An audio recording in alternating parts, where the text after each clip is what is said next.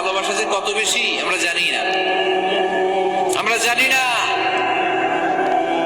আরশের বুকে আল্লাহ বিশাল সাইনবোর্ডে লিখে রেখেছেন সাবাকাত রাহমাতি গাদাবি, সাবাকাত রাহমাতি গাদাবি। এর মানে হচ্ছে আমার রাগের উপরে আমার দয়া বিজয় লাভ করেছে।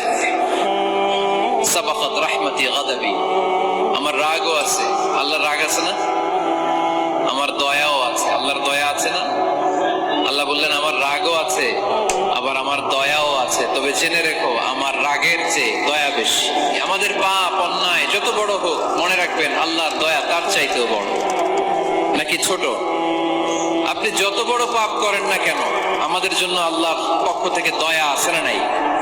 বনি ইসরাইলের এক লোক সিরিয়াল কিলার ছিল, খালি মার্ডার করতো, সিরিয়াল মার্ডার, একটা দুইটা তিনটা 10টা 5টা করতে করতে করতে করতে 99টা মার্ডার করেছে।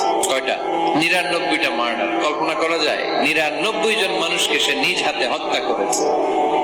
99 মার্ডার করার পরে তার মনে ভয় আসলো, আরে না জানি আল্লাহ আমার সাথে কেমন আচরণ করে আখিরাতে, আমার তওবা আছে কিনা কপালে জানি না, আমার তো ক্ষমা নাই, কি করবো আমি? তো সে লোকজনদেরকে জিজ্ঞেস করলো আমার ক্ষমা আছে কিনা, এটা কে বলতে পারবে, আমাকে আল্লাহ মাফ করবে কিনা? তারা সবাই বললো এই এলাকায় এক আল্লাহর ওলি আছে, তার কাছে যাও। সে আল্লাহর ওলির কাছে যেয়ে বলে, ও আল্লাহর ওলি, আমি 99টা হত্যা করেছি, 99টা মার্ডার, আমার কপালে ক্ষমা আছে কিনা তুমি একটু বলো। আল্লাহর ওলি কই, কি বললা? 99টা মার্ডার? আয় হা সর্বনাশ, তোর কোনো ক্ষমা নাই। এবার যে মার্ডার করছে ও কয় আমার যেহেতু ক্ষমা নাই, তোরে বাঁচায় রেখে লাভ কি, তোরেও দিলাম শেষ করে। এবার সেঞ্চুরি করে ফেলাইছে। কথা বুঝতেছেন? আমার যেহেতু ক্ষমা নাই তো তোরে বাঁচায় রেখে কি লাভ, তোরেও শেষ করে দিলাম। এবার সেঞ্চুরি। সেঞ্চুরি করার পরেও ভয় আছে না নাই অন্তরে? অন্তরে তো আল্লাহর ভয়। কই যাবে? খুঁজতে লাগলো কে সমাধান দিতে পারবে। একজন বললো ওই এলাকায় একজন বড় আলেম আছে, ওই আলেমের কাছে যা। সে আলেমের কাছে যে বলে, আলেম আমি 99টা হত্যা করেছি, এখন আমার বড্ড ভয় হয়, আল্লাহ আমারে মাফ করবে কিনা, তুমি একটু আমারে বলো। আলেম বলে, তোমার গুনাহ যত বড়ই হোক আমার আল্লাহর দয়া তার চাইতেও বড়। তুমি কি পাপ করেছো, কি অন্যায় করেছো, তুমি জানো না আমার রব কত মেহেরবান, তিনি কত দয়ালু, তিনি ভালোবাসার আধার, তিনি করুণার আধার। তোমার পাপ অন্যায় যদি হয় খালের পানির সমান, বিলের পানির সমান, আমার আল্লাহর দয়া সাগরের পানির সমান।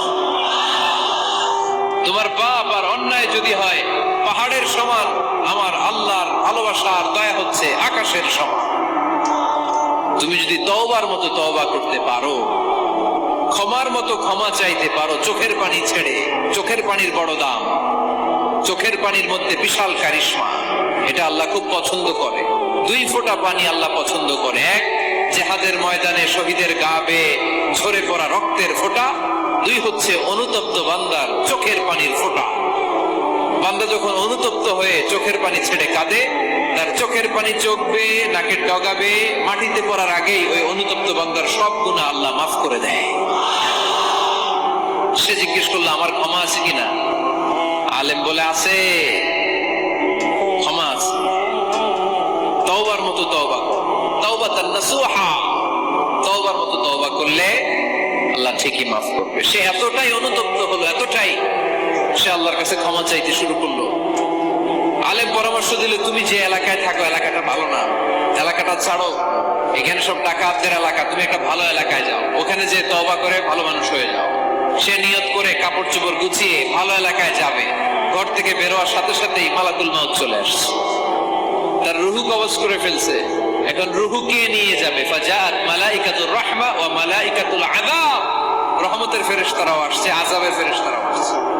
রহমতের ফেরেশতারা বলে না না, সে তওবার নিয়ত করেছে, যদিও তওবা করতে পারে নাই, যদিও ভালো এলাকায় যেতে পারে নাই, তওবার নিয়ত করেছে, অনুতপ্ত হয়েছে, ক্ষমা চাওয়ার চিন্তা করেছে, আমরা তার রূহ নিয়ে ইল্লিনে রেখে দেব।